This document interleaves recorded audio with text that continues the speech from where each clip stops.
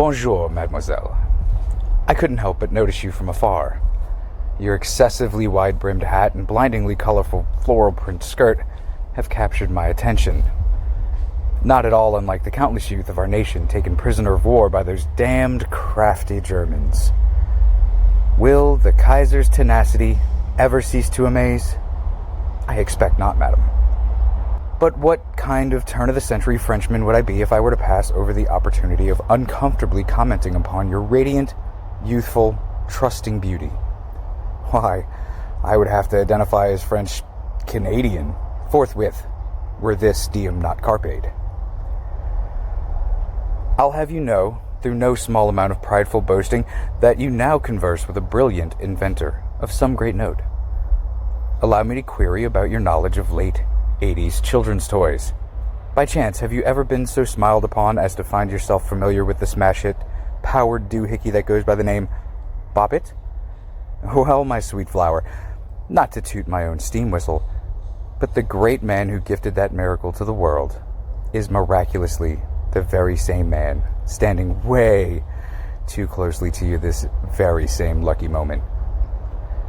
So now that my woo has been so expertly pitched, how would the proposal of quality alone time at my villa in Gambais strike your fancy?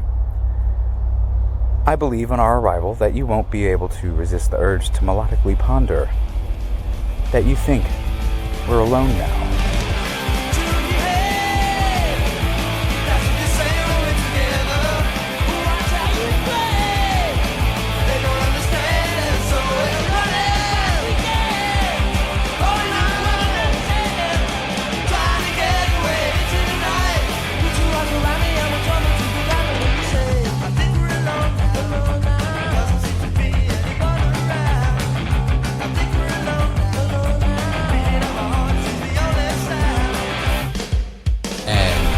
What is the happenings today? Heyo! That's Chris Hello. right there. And James. Hi. Oh, you guys perfectly made your own little, your signature, just idiot noises right when I said your name. I love it. You guys are, you gotta be maybe 8th and 12th best friends. Respectively. Okay. So, At least I'm in the top 20. It's not. I mean, I only have 13 friends. Oh, shit. But Am I number 8 or am I number 14? wait. Before I answer that, Chris, what happened? What? What's what? You said, "Oh shit," like something bad happened. No, I was just realizing when you said you only have 13 friends, how far down on the list both of us are. So I don't even want to know. I'll just graciously accept my my little award for being awesome. Yeah. I mean, you guys are still. I mean, don't worry about the fact that 4 of my best friends are my pets. Listen, man, maybe you should get your other 11 best friends on the podcast. Alright. Oh man, if I could, you think you'd be here? Man, oof. They've been on a few episodes. See, those guys, they know how to party. No, they don't. That's a lie. You guys are literally my only friends. Aside from our that makes me feel worse. Right? Because you guys are terrible fucking friends. Yeah, I know, Real. dude. I'm really sorry. I mean, I'm not. You're not. Yeah, I'm not the best at this game, but Now, you know what they say though, Chris, is don't hate the game, hate the world James. and everyone that lives in it. yeah, Okay. that's always been the motto, right? Or one of them. I would like to welcome you both to our nice little safe haven of a place for fuck ups and refugees and bridge living beneath homeless dwellers and mer people of all races. To another, But still, What? Only if you're stuck in traffic or on the toilet. Let's not forget the rule. You can be making toast on a Wednesday. Oh, yeah. Or making toast. But Jesus it's only Christ. Tuesday. If you're gonna just shoo them off our porch with your fucking broom, then You get did it that. right. I'm just making sure everybody remembers the rule. That's all. Yeah, get out of here now. Yeah. Y'all don't belong here. Yeah, see? We don't take kindly to your type around these parts, see? Okay, so that was a gangster farmer? What was that? Up here in the rural areas of New York, see? That's right, see? I live in Pepperidge Farms, yes. I don't know where Pepperidge Farm is. We remember. Aha! Good cookies. Good cookies. Man, that was pretty I good. like them cookies. You know what? I say we end it on a high note and we just call it a day. Well, thank you guys for listening. This has been another episode of See No, Hear No, Speak No. James, stop doing that. That's the first time we've done an outro before the intro because I Yeah, stopped you you in do the not- middle of it to remind You do people of the not rules. have the authority. Welcome to another fucking goddamn young people Damn it, Cat. fucking always stepping on my shit episode of See No, Hear No, Speak No. That's right. The UFOs, the conspiracies, the yapping ass kitty cat. When she doesn't need anything, she just got fed and all that. She just wants to fucking. And I'm And the- James. Best part is my dogs have not yet been fed, yet both sleeping just so comfortably and quietly by my feet. And Raina has had everything that Chris can provide, yet she screams anger and hate. She's just a yapping ass kitty cat. Hey, so we're here tonight actually to finally re-record the second episode of the Blue Beard of Gambais, because the last time we tried to do such a thing, Chris's recording only recorded 12 minutes of the episode. Uh-oh. So yeah, I'm calling him out on it. Fuck. So Chris, I do 12 have friggin' fraggin' minutes. one super important question for you, and that is, are you actually going to look at your recording tonight? I'm personally monitoring this friggin' screen and the friggin' fraggin'. Yes, god damn it. If I have to stare at this fucking thing all night, I'll stare at the fucking thing all night, okay? You know what's fun about that whole thing that you just said is that not only do I stare at my recording the entire time we're recording, I Same. also have to stare at my phone and read all my notes, and then for hours on end afterwards, still staring at that fucking recording screen so that I can edit the wonderful show that we bring to these fine-ass, sexy nobodies out in wonderful Wonderland, who should email us at speaknopod@gmail.com or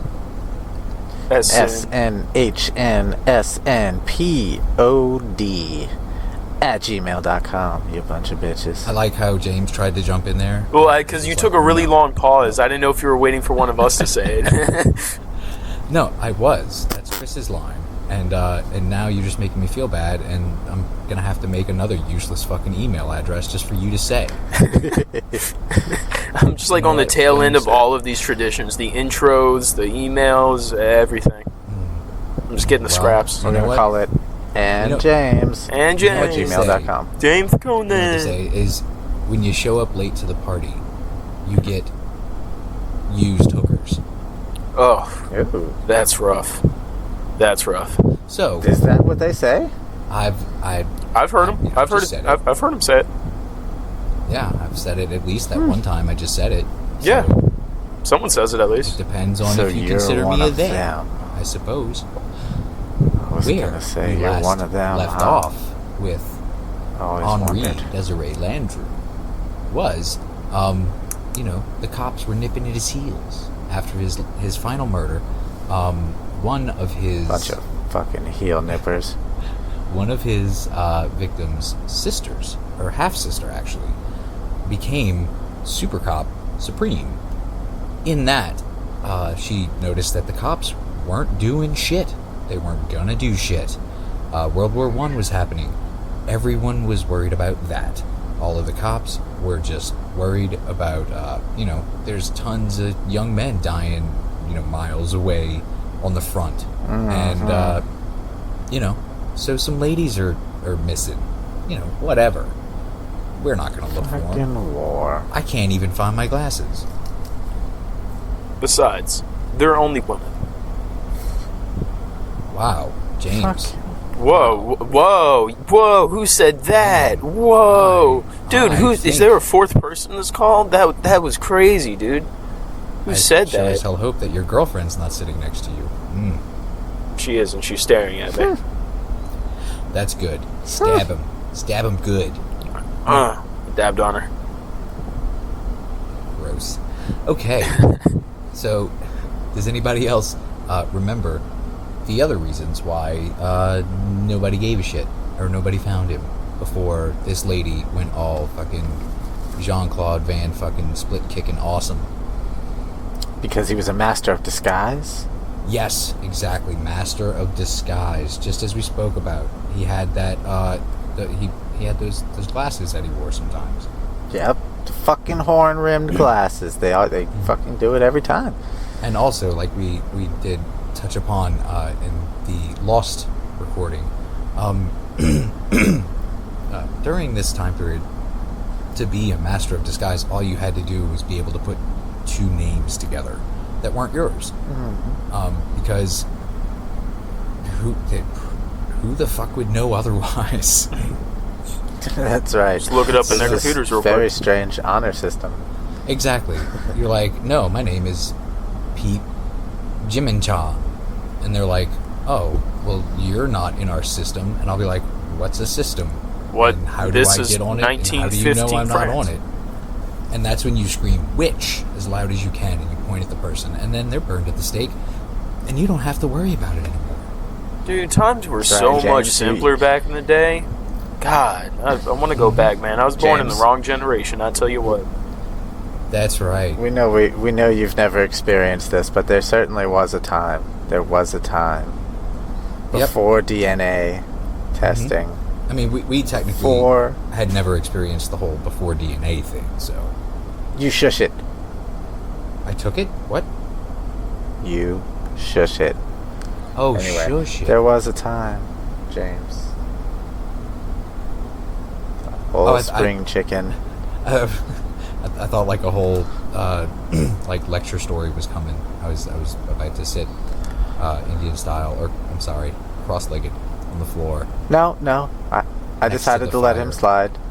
And I was going to get you your slippers and your smoking pipe and your glasses. Well, that's very nice of you. This is And you starting grab to sound those very anyway. racist. and your beard comb. Ageist. Yeah, I mean, I will need all those things regardless. yes. Good luck. I need you to send me something, and that's apparently not happening, Mister. I have to go see James tomorrow at work for some stupid shit, whatever. So,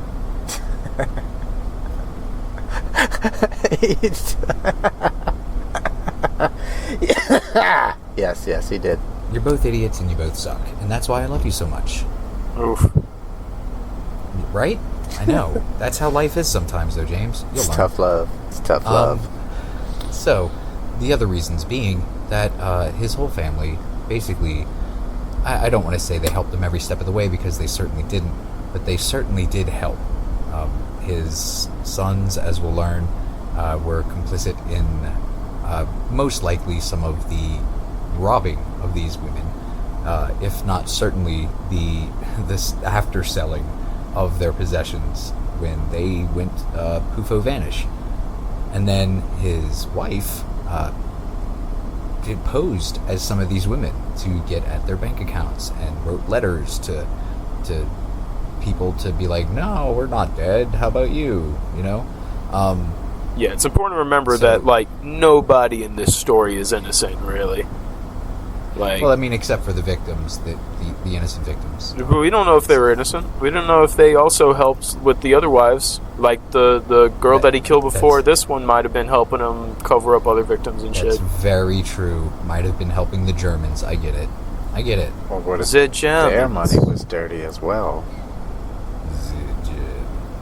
The Germans. The Germans. And then the other reason that no one could seem to fucking put a finger on this guy's taint pulse Fake was mustache. that since all the young men, all the strapping, beautiful young Frenchmen that would have been cops were now lying dead in a trench at the Battle of La Somme. That's right. You said there was only, like, 2 cops in the whole area, and the closest one was, like, 10 miles away or something? Even better, there was one police officer, actually a peace officer. He wasn't even officially a cop, but there was one cop in his entire town who was over 70 years old. Yeah, you said, like, No, 78, I shit. think. I think it was 78. Like, crazy. The nearest- lucky Crazy. The nearest other cop was one cop on horseback at the next town, which I believe was 3 or 4 miles away. So, Wowie zowies. yeah, I mean, And no radios. that's just me going 5-finger discount all day. Dude, I'm telling you, wrong generation, I had man. to Find shit. out. I could have lived in that town and smoked weed and never had to worry. Well, I mean, you can That's true. kind of do that here, though. Oh, no, I got to worry hard, man. You got to worry hard around here. You got harsh, Well, I mean, harsh See that laws. where I am right now. Well, I think it's a good thing that that you are putting it out for literally any and all to listen to and pay attention to without even saying. Allegedly. Yeah, this is all for fair use purposes. Anything in this could be written off as satire or jokes, and this has no legal standing. Satire or jokes. Not both. It is a comedy podcast. There's a difference. There's a difference between satire and normal jokes. I Yep. went to clown college. You know what the I should know difference these is? things. Because I said Clown so. college? What? Yeah, you didn't know that? I mean, I assumed. It was the same one that Steve-O went to. Oh man. That Very, red nose very hits me every illustrious. time. I walk into James's work to say hey, and he's like honk honk, and I'm like, what? It's like, James, I never realized you had an incredibly enlarged red nose that made honking sounds when squeezed. Yeah, every single time I say that. You know what else? I don't know how has, you never remember. You know what else has honking sounds when squeezed? What, bro? These nuts. More than likely, many of Bluebeard's victims, James. To show at least a little bit of reference. Oh. So, You think he would like honk a booby after he was done? I'm just like Just a like quick a little. honk honk. Yeah. You know what? I'd like to Sorry think you're so. dead. Honk honk. I'd like to think so. You know, you find yourself alone in a room with a dead body. You're not gross. You're not going to do anything too far, but honking a boob, you know. Well, I think And then you're and not then it gonna do falls off in anything your too far. hand. you can make peace with God about that afterwards. I'm not going to do anything too far, but we've Well, talked about some who would and did. I will. So, Never mind. so Landrew had taken great pains, of course, to separate his victims, or his alleged victims, from their families. As we remember, he would court some women for years, and just earning their trust little by little. One of these women, I believe, his very first victim, had a teenage son who was waiting to go into the army because he was so patriotic. He just couldn't fucking stand it. And I will never understand that frame of mind. same.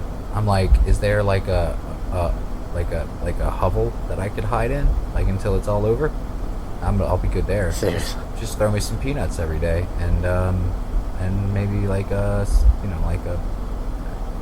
don't know, like a big screen TV or something. Whoa. Get a little out of yourself there. How about rule number 1 is shut up. Oh, Jesus Christ. That is actually rule number 1. That's a long, fully established podcast on our show rule. So I guess I'll be spending the rest of this episode on mute then? Not on mute. It's really honor system type stuff, and you're not being very honorable. I think we all know what that means, Mister. You need to buy a kimono so that you can take it off and gut yourself in front of us. I didn't catch that. Ooh. Well, that escalated quickly. Yeah. Well, when you lose honor, you have to commit ritual suicide. Reciprocal? Yeah. Seppuku. Typical. That sounds awful. So, he, while Bluebeard is fucking trying his best to rip these ladies that he's trying to fraud in some way or another away from their families, he is also trying equally as hard to make sure that these families still believe that their loved ones are alive and well. Two of Guyin's friends, that was, I can't remember which numbered victim, I sincerely apologize for that, we'll get to it, received postcards from Landrew saying that Guyin was unable to write for herself. He then forged a letter from Buisson to her dressmaker and another to the concierge of her Paris apartment. He represented himself as the attorney of Madame Jumet, who was divorcing her husband, and successfully closed out her bank accounts while posing as her attorney. Remember, the People Pickler did some of this, but this is on some whole other level type shit. This guy here was just so prepared to do whatever. Like, certainly seems so. And what's great is, any other time period, if this did not happen in France during fucking World War I, chances are we wouldn't be reading about him now, because he it's not just that he was sloppy, it's that he didn't give a shit, and he didn't give a shit, and he didn't give a shit. I don't know if he didn't give a shit because he knew he wouldn't be caught, or he was just his normal everyday self, who was someone who just naturally didn't give a shit because there were no consequences for such things. You know? It's pretty interesting to think about, like, because it's never been a day and age that we've experienced when you could actually sit back, you're smart enough to sit back and look at the whole system and go, nah, it's gonna be good, I don't have to worry about this at all. That's not for me, thanks. No, I'm good. None for me. I'm full on rules and punishments. I think I'll go without for a day or two. 2 years after Buisson met Landrew, her son, who was living with her sister, passed away, and so the family of Miss Buisson, Madame Buisson, wanted to notify her about her son's passing, because but they couldn't find her. So her sister remembered that she had whispered her intention of running away to Gambais with a Monsieur Gallais. Wow, that last sentence rhymed pretty well, huh? Guys? Guys? I'll give it to you. Running away to Gambais with Monsieur Gallais? That's pretty good. It's pretty good. Some sick rhymes you got there. Thank you. My mixtape is coming out, I think it was like 12 minutes ago. It didn't do well. What's it called? It's called Stupid Assholes Listen to This Stupid Shit. Fuck you. That's pretty punk, dude. I like it. I'm gonna check it out. Well, it's a folk album. It's all about, liking trees and such. Oh. Sounds okay. like it would smell like patchouli. It's got sick beats, though, if I do say so myself. Sick beats. So, Madam Super Cop ended up writing to the mayor of Gambais, seeking his help in finding either her sister or this man that she only knew as Monsieur Gillet. The mayor replied that he didn't know either of them, but maybe she could meet the family of a lady, Madame Colombe, who was also missing in Gambais. She had vanished under strikingly similar circumstances. So, unknown by anyone at the time, Colombe had disappeared after meeting Landreau in 1917. So the person that How curious. that lived in the villa that she was asking about, the mayor told Uncle Mike's home. Yay, Uncle Mike! Please don't hit us today, Uncle Mike. I know I heard something. It's okay. It's just cracked out lot lizards throwing mud pies at your fucking truck. Oh God, I think I hit a giant bird last night. It was so dark, I don't know what happened. I just heard this giant smack on the fucking windshield, and Wow. it scared me. Like it was hard and big enough to make me dodge it in my seat, and I didn't even see it. But I dodged anyway. Like, whoa! What the fuck was that? Did you just have Ron Jeremy's Wangle-Do fucking fly at you and hit your windshield? Well, that would have been funny. It was big and Would hard. have left a cool impression. Yeah. No. Ew. So Dick smears. the mayor. Up, there he is. The mayor. There he is. Hang on. I know. Let him get through all this noise. No, let him Sorry. be an old man grunting and farting all the way through. I don't give a shit. Oh, okay, fine then. Go ahead. The mayor Onward with you. told the family of Miss Buisson that it was not a Monsieur Fremier who was the fiancé of Buisson, but a Monsieur Dupont. So that is 3 fucking different names, all associated with the same victim. How crazy is that? And That's pretty wild. And the fact that the mayor's like, oh no, it's it's not what's his name, Gillet. It's Fremier, or was it? It could have also maybe been Dupont or Dupont. However, Dupont? when cops eventually went to, and this is the first I saw of this, his house in Gambais' name was the Villa Hermitage, which is the house of Hermitage, right? Yeah. Hey. Uh-oh. We got the baby.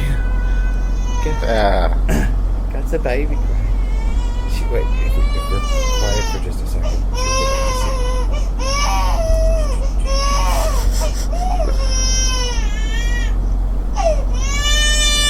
Bye-bye. Stop crying, baby Pete. It's gonna be okay. Alright, there you go. I soothed her. Hi again, phone. Hello! That is not my phone's voice. Yes, it is. No, it's not. That's creepy. My phone is, it's Korean, so... Your voice talks I like can't. Your phone talks like the Donnie Darko rabbit. Oh, the Donnie Darko rabbit? What? Yeah. That was my impression of the Donnie Darko rabbit. Hi, Chris. How was your shower in the truck stop?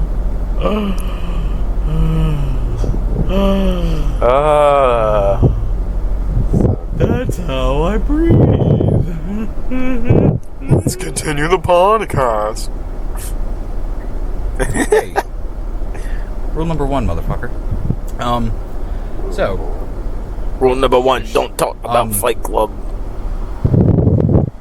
So when the cops went to the Villa Hermitage, as his house was known, they couldn't find Fremier, Dupont, Dyard,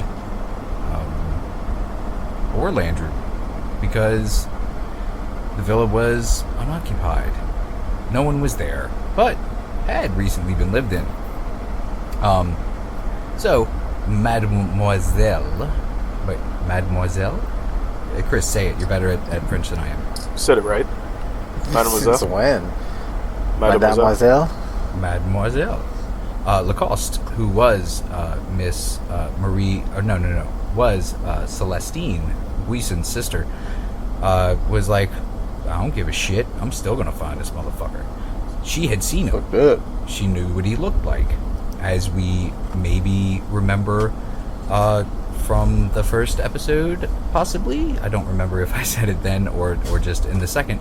But he, after absconding with Celestine, ended up trying to get Marie Lacoste to go and have dinner at her apartment so that he could most likely kill her because he knew that she was on to him. And, she was having none of it. She was like, it's sunglasses, where she says something witty, and then sunglasses down, and then, yeah! And then CSI starts. Yeah, I was there. Then CSI starts. Yeah. So she had seen him before, of course. So she just started walking around the streets of Paris near his old residence to look for him. And in 1919, her search it paid off. She spotted him coming out of a dry goods shop and followed him.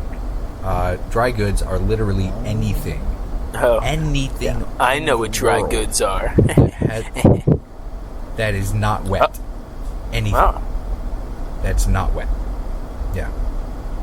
So, a shoe. My love life. A... Yes. Vagina. Man, you leave my vagina out of this. I'm sorry. Or... Never. You leave this in my vagina. Get it? Get it? Because it's an orifice. So she sees him coming out of this dry goods shop, and she follows him, but she then loses him in a crowd, like it's some crazy, stupid movie that's set in New Orleans during Mardi Gras for some reason. You guys know what I'm talking about? Like when you see a movie where there's like a cop chasing a guy, but then he like runs into a parade, and then like there's a bunch of people with like really way too expensive, elaborate fucking costumes that aren't just covered in fucking puke. Which everyone's on stilts. Everyone's got like skull masks, and everyone's got those big ass like feather fans on their backs. Yeah. There's always that one guy juggling full grown while on alligators. stilts. That part's real though. So I've she definitely seen this movie. She returned back to the store, the store that sold non-wet, non-bads, and she found out that the man's name was not Fremier, but Gillet, which that wasn't his name either.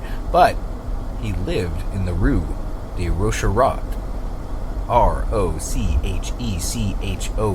Rochechouart, with his mistress, the Rochechouart, the Rochechouart. Anywho, so the cops were called, and the police went and picked up Landry. He was arrested, but on what charges, basically? On what grounds are you arresting this man, sir? Grounds, good sir.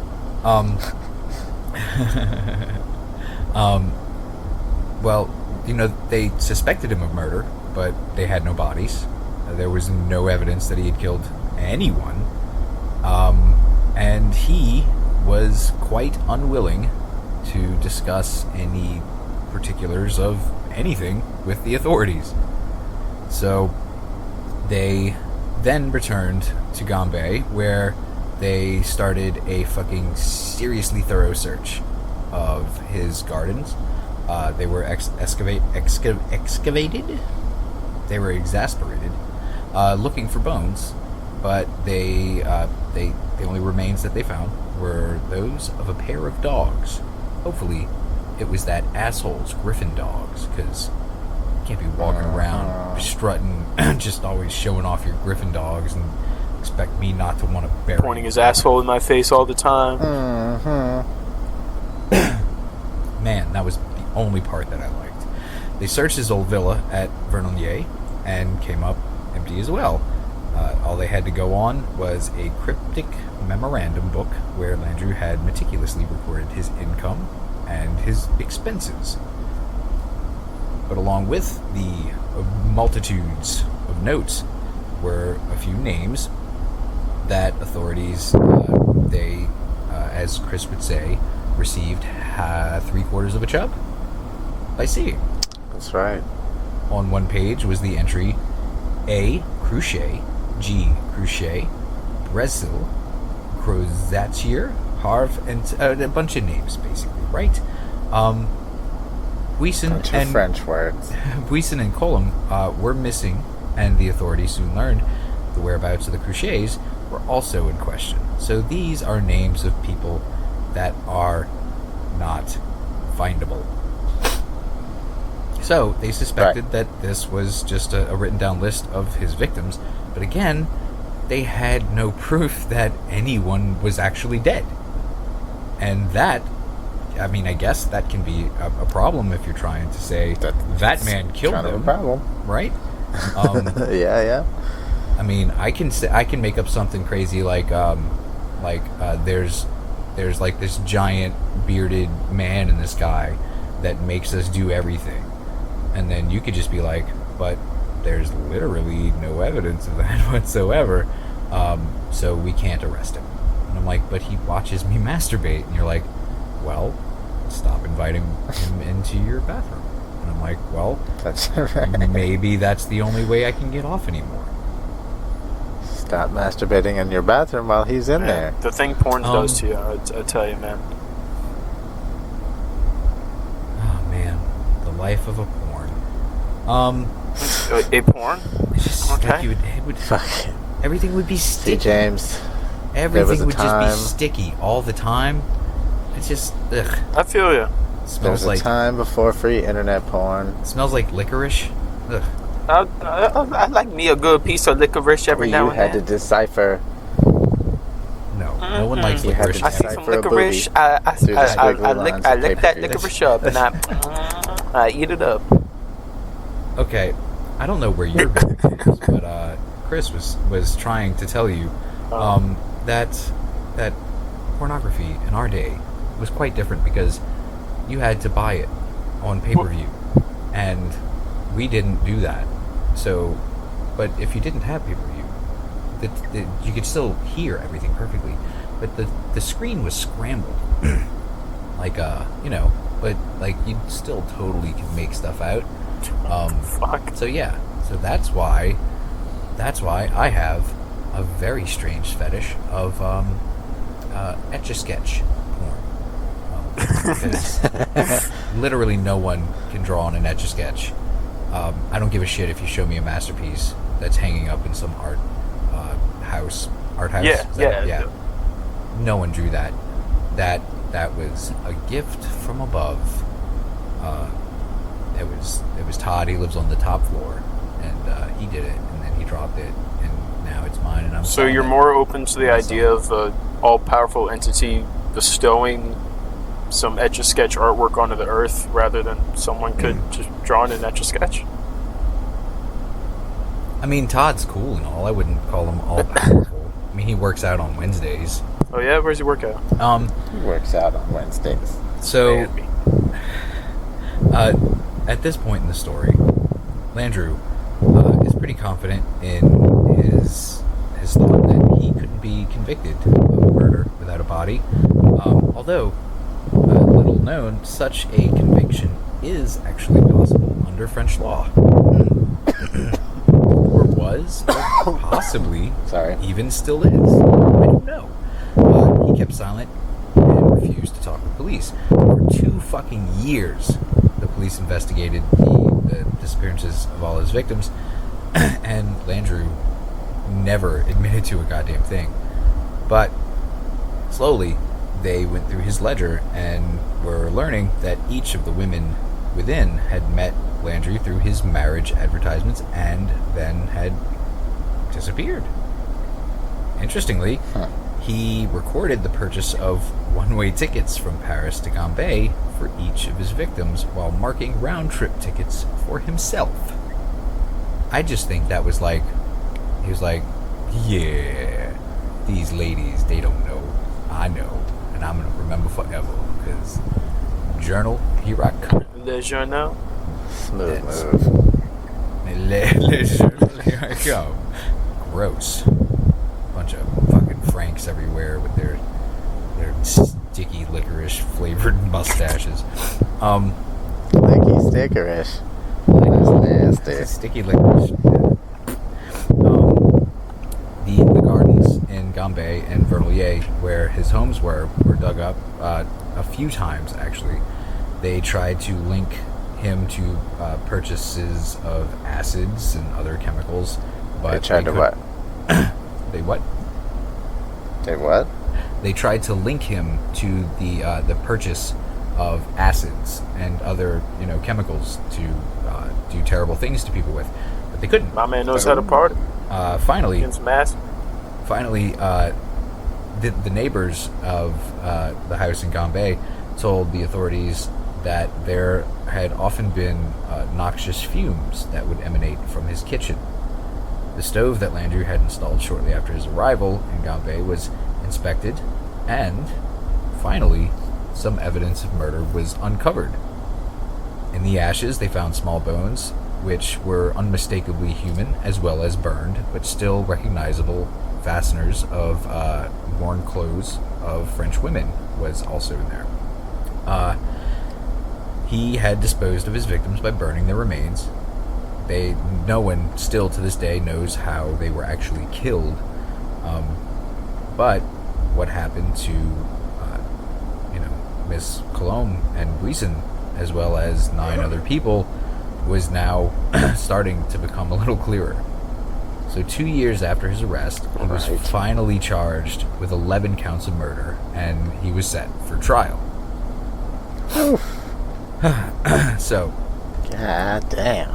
if you guys remember, his trial was like a fucking 3-ring circus. It was crazy. There were just tons of it. Like I said, he was the OJ trial of his day, but probably bigger even.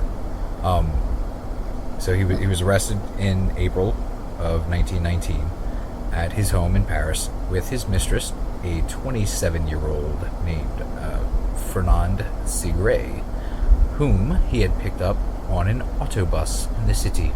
An autobus. I think I'll buy a ticket for one of those autobus rides, and I think I'll take it to the dry goods store and see if I can't Multipass.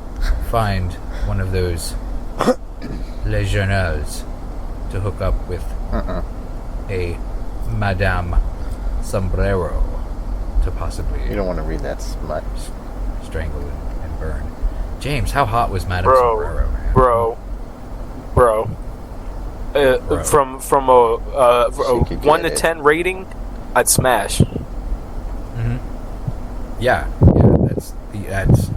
that is now a number. Dude, I'd smash. It's off the charts. I'd smash. 100 years ago, bro, I'm there. I'd so nice. smash.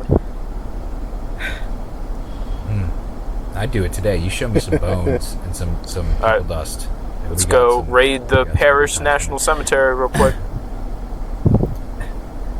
So at this time, France was recovering basically from the worst fucking war in the history of all wars, and the peace talks at Versailles weren't going well for the French. Shortages and economic depression were fucking rampant, and a case that promised sex, gossip, and gruesome killings. That was like that was a fun thing for the papers every single day to be like, hey guys, remember, tomorrow we'll have some more of the fucking, the talking, and The conspiracies. the murder. That's right. That's right. And possibly even one of those new flying machine contraptions that we don't know the names of. Also, take into account that in 1919, the term serial killer had not been created yet. Multiple murderers were, known to be in Europe at the time. It was still a novelty.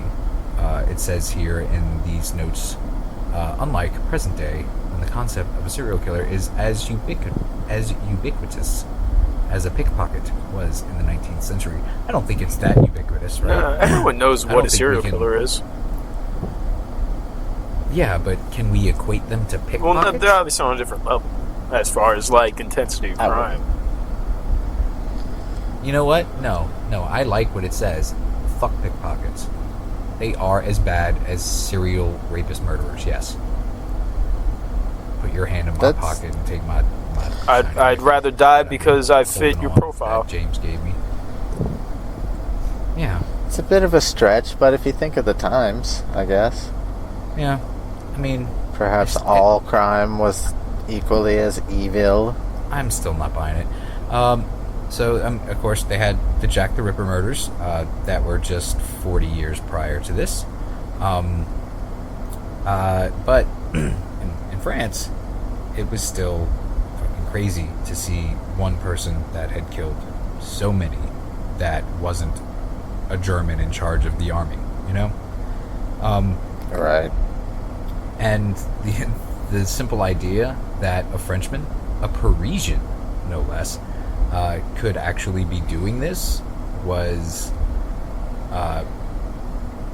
society changing in France, because it was no longer an automatic that the Frenchman is totally righteous and sweet and awesome and totally they could be pieces of shit now and everybody knew it. So maybe I'd try being a piece of shit for once, for just a little bit, maybe, and then maybe if I like it, maybe a little longer, Totally, yeah. You guys know what I'm talking about. So what's fun is the French system of justice had only been instituted in whole in 1848, and while not, as is commonly believed, assuming the guilt of the accused until innocence is proven, it is heavily weighted against the person on trial. Not only does the chief judge of the 3-judge panel serve as an interrogator, the French allow questioning of the accused for the sake of investigation in front of the jury during trial. So they will question them as if interrogation style, but while they're sitting in front of the fucking jury and other judges during the fucking trial itself. So it's a little weird. The French system also allows relatives of the victims to bring suit for damages during the course of the trial, and the victim's legal counsel can question the accused and argue before the jury. So basically, they can have small claims court go on during a criminal serial killer case. What the fuck? What the fuck? That's goofy.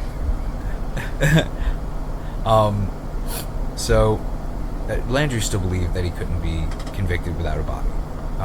His defense was pretty much just to stonewall the court. So he would just refuse to answer questions, and he would reply that it was no one's fucking business what he knew of these women's disappearances. Wow. Yeah, okay, while you're in court, yeah, that works. That is ballsy. That is How a awesome cocky is man. that? So, we see here in your journal that you bought a one-way ticket for Madame Sombrero, who was beloved in her local community, and in communities possibly not so local. What? None of your business. What? That's right. Fuck you, man. What is this? Your business now? What? I don't go to your work and fucking get your penis out of the pencil sharpener. Why not? I really wish someone would. I keep doing it, and I keep forgetting the consequences. If you did. Well, I think you guys should trade off penis pencil sharpening days and just help each other out. All right, yeah, Chris, you wanna talk about this over the podcast? Get some details banged out. You guys, Yeah, we'll start a new the one. pictures you need to there. Fuck you guys. He also believed that he'd been judged sane enough to stand trial, so his innocence was like totally in the bag. Yo, he says, In the bag. he says to the media, in acknowledging I am sane, they are thus establishing my innocence, which makes 0 sense. Alright, Dan. So for day after day, he stood before the interrogation by the court without changing a single thing of his story. He would say over and over again, much to the frustration of the ever ravenous fucking observers, I have nothing to say. Every time new evidence was unearthed, he would just shrug his shoulders and deny or refuse to discuss. He was asked in court, what of your relationship with Madame Goulier? Landry replies, I am a gallant man and will say nothing. I cannot think of revealing the nature of my relations with Madame Goulier without the lady's permission. Dan. He's the good guy, guys. Come on. He's That's funny as shit. He's totally buff and has like a totally sweet bike that he totally built with his older brother. Good guy. Cool guy. Cool guy. So during the course of the trial, he's old now. I don't know how old, 60s, I guess. Which, when you have both early 1900s and being French against you, that's like 1,000. So his health begins to fail. He begins to provide statements of fact in response to questions now, which means he starts answering things, kinda. But the prosecution would easily refute his allegations. His strategy was a tactical blunder, wrote Lord Birkenhead. That's right. Lord Birkenhead wrote the next sentence I shall read. Which I like goes, that name. where explanations Powerful. are obviously needed and lessen unfavorable inferences to be drawn, the failure to afford these explanations will tend to confirm the inference. Yeah, okay, did you guys understand that? Nope. No, I was waiting for more. No, that was it. Let's try that one more time. Where explanations are obviously needed and lessen unfavorable inferences to be drawn, the failure to afford these explanations will tend to confirm the inference. In other words, when we asked you something fucked up, or if you did something fucked up, and you refuse to answer at all, chances are everyone's gonna think you did that thing. Yeah, if someone was telling me I murdered 12 women, I'd that's be what I like, gathered from what? No. They're like, no. Exactly. How dare you, sir? There was one boy in there too. Landry's impudence before the court really pissed the jury off. Basically, his sarcasm and his evasiveness only helped proving that he was the kind of man who would deceive these stupid, poor, lonely ladies that just really, I don't know why I said stupid. They were just dumb because they would just stupid. It took the jury just 2 hours after nearly 25 days of testimony to decide that he had in fact killed all 11. And do we all know the penalty for this? Exile. Yeah, like 5 years in jail. Blue Beard Apiece. meets Madame Guillotine. French justice is, if nothing else, quite swift. just 2 months from the time of his conviction until he would receive word that his execution was imminent. Unlike in America, where a prisoner is aware of their execution date, the French system doesn't inform the condemned until very shortly before the execution. Wow. Oh, wow. What a terrifying existence. I mean, the guy that this is Seriously. happening to makes it kind of hard to feel bad about that. You know what I'm saying? Jesus Christ, Like, why should I care how far in advance he knows he's going to die? He didn't. I don't think he gave many of those women like a heads up. You know what I'm saying? I mean, yeah, true that. Well, speaking of the guillotine is it, you know, people think that it's a humane way to kill people because you're cutting the spine, man. You're just ending it super quick, right? But there are questions about just how quickly one actually dies after being decapitated. 2 doctors in the 1960s wrote that death is not instantaneous. Every vital element survives decapitation. It is a savage vivisection followed by premature burial. Yeah, but I mean, like, even if your body isn't technically dead, I mean, if your brain is severed, the part of your body that processes everything going on in your body, like, yeah, your body might not be officially dead, but there's no way you're feeling anything going on. You know what I'm saying? Like, you're only really dead, but you're only alive by definition. Get this. The doctors go on to discuss how the brain is capable of breaking down complex sugars into neurons, into oxygen for as long as 6 minutes after decapitation. So they're saying that the person... So you could be brain alive for up to 6 minutes after having your head chopped off. And, like, actually processing, like, what's going on around you, like, being able to think in your mind, like, oh, shit, yo, my head got cut off. I honestly don't see why not. Huh. I don't know. That's fucking terrifying. Eyewitnesses also call into question the swiftness of the onset of death after beheading. Did it? Those who saw the grimacing heads in the baskets wondered. Kill instantaneously. That's a really oddly fucking worded question, but it was written by someone in the 1790s. In the 1790s, this question was much debated, as when Charlotte Corday's head was held up and slapped by the assistant executioner, men swore that it not only blushed, but showed most unequivocal signs of indignation. So she was like, man, that's fucking embarrassing. He's holding my head up and then he's gonna slap me, and her head did that. But without so much Valley Girl affectation, I suppose. Or maybe more. I don't know how French people sound.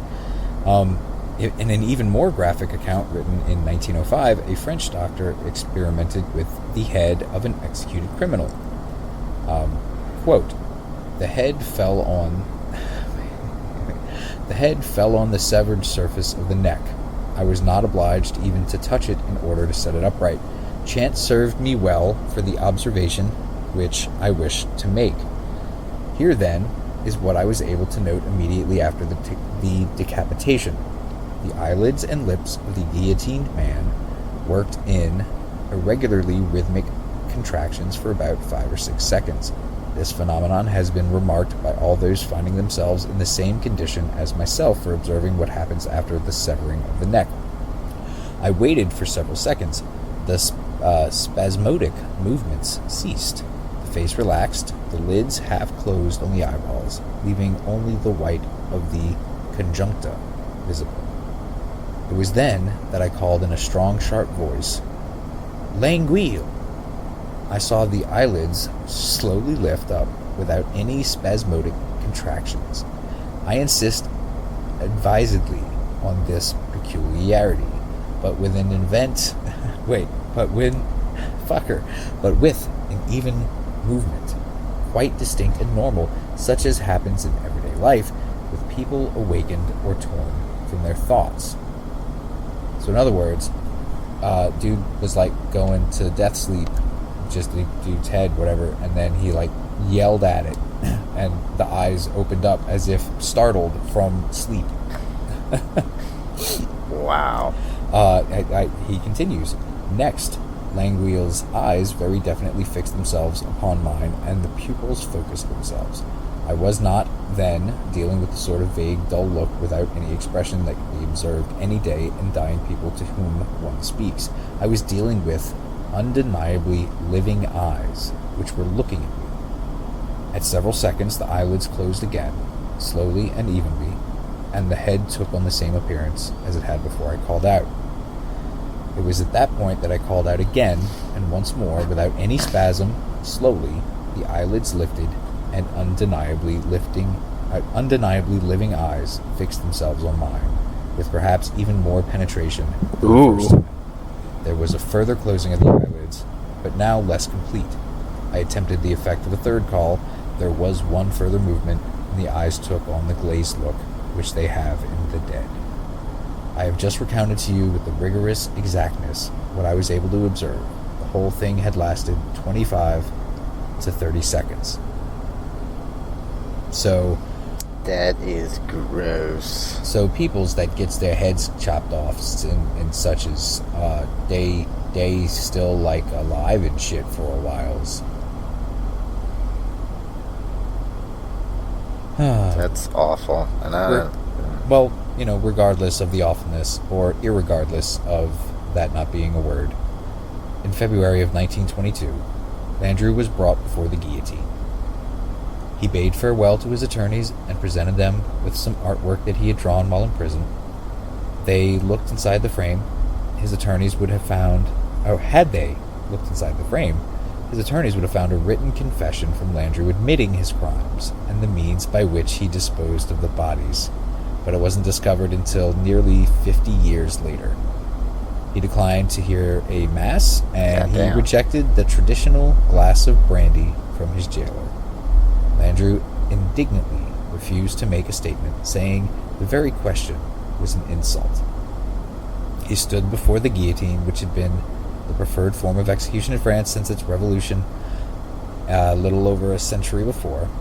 He knelt down, and within moments, the blade had fallen, and one of the coldest motherfucking mass murderers of fucking just lonely, sad ladies of all time died without ever expressing a single word of remorse for his deeds. Wowie, fucking zowie, man. Yes, the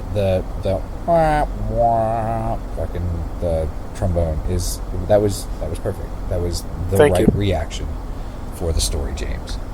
It was very adult. It was very. I mean, I can tell how much you've grown. I can tell that those night classes, they're certainly helping with the lisp. You are still unfortunately a chicken fucker. Yes, a chicken fucker. And I think you have your shoes on. I'm a chicken hooker. What did you just say? No, not a chicken hooker. Bring daddy back. I'm at least a chicken escort, motherfucker. Get it right. All right, I'm a classy bitch. No, you just fuck chickens. I don't think that's. I'm classy as fuck. You're just not worthy of seeing it. Yeah. Wow. And that's real class. Yeah. What that is. Yeah. Ass class. That's the name of my new mixtape. It's coming out. Dropping real soon. Get it? Dropping? Ass class. I like it. Class of the ass. So, I would like to ask you both again, because I asked you once before, and I will now do so a second time. What do you guys think, man? Like, how'd you like the Landru story? We didn't go. I used different research this time, so we wouldn't be trying to reproduce the same episode again. And what I grabbed this time certainly didn't go into a whole lot of detail into what the sisters of two of the missing / murdered ladies went through. And I mean, they did all of the police's work, all of it. Yeah. They traveled, they talked to people, and they compiled this huge dossier on Landru, and then gave Super it to, Sister Sleuths. gave it basically to the French FBI, which was the police flying squad, I believe. I don't remember how to say it in French. And then the head of it was like, "Yeah, hey everybody, here's this dossier that we compiled," and took all the credit for it. And the uncooperative dickishness of Landru in court cannot be understated. He was a 100% cunt the entire fucking time. Yeah, he's a little boring, honestly, with it. Yeah, he's quite the bastard. He killed a lot of people, but it was like almost totally without emotion. It was just for money. He didn't have like any real reason for doing it other than he wanted money. Like, he didn't have like a bad childhood as far as we know.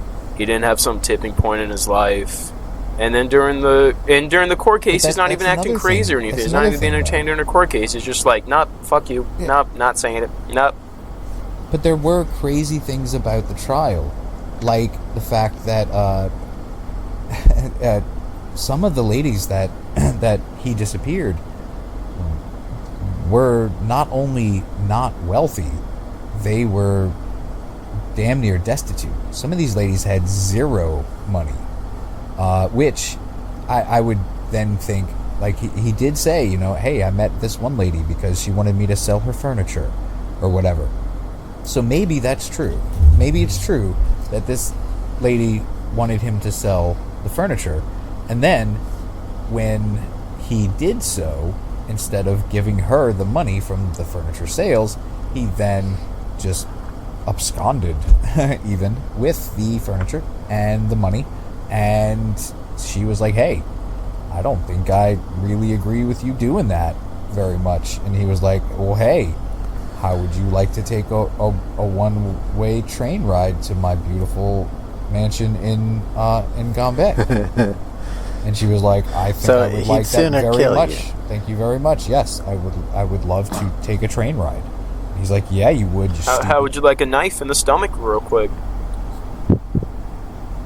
Oh man, that's. What do you mean? That's almost definitely what he did. No, he probably, from all accounts, he probably strangled him. See, that's even worse, though. Yeah, that's a little bit. Yeah, it's more personal, and that's probably more painful. Honestly, it seems like it would be more personal, and it could certainly be. But if you're not the type that actually gets off on murdering people, if you're not the type that actually enjoys that part of it, then strangling someone is probably the easiest way that you can also detach yourself from what's going on. Right. Because and it's the least gory. Yeah, there's no cleanup really or anything. You don't really have to look at like what you've done. Basically, like you don't have to look at a puddle of blood on the floor and be like, "Oh shit, that's me." You just see a sleeping lady whose neck's a little blue. Yeah. Yeah, no. Wait, how do you know what color their necks turn, James?